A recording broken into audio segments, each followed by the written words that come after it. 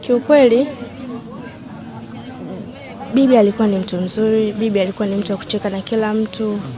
Bibi alikuwa anatukumbuka sana wajukuu zake. Na kwa kuwa mimi ndo mjukuu wa kwanza, yani bibi alikuwa ananipenda sana. Nakumbuka nilikuja kunikuwa mdogo, yani nilikuwa mdogo, mimi tunakumbuka ni baadhi ya vitu.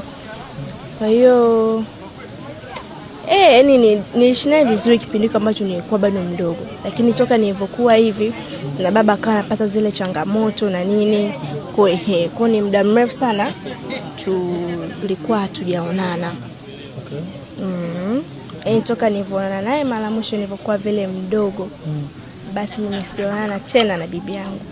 Actually ni kitu ambacho kinaniumiza zaidi, kwa sababu ni mtu ambaye ni alikuwa na upendo. Ndio. Okay, so far ni ulikuwa unakaa sasa maeneo gani kwa hapa Dar es Salaam? Kwa sababu unavyojua Dar ni kubwa. Ulikuwa unakaa maeneo gani? Ulikuwa unakaa na mama zaidi au ulikuwa katika mazingira gani? So unasema kwamba una muda mrefu sana hujaonana na bibi. Nilikuwa nakaa na mamangu. Mamangu ndio mtu ambaye alikuwa ananilea.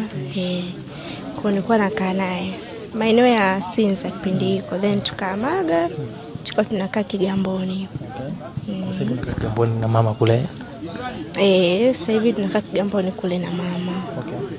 So far sasa hivi ni kwamba uko chuo, sasa unasoma zako chuo na mambo yako mengine? Hapana.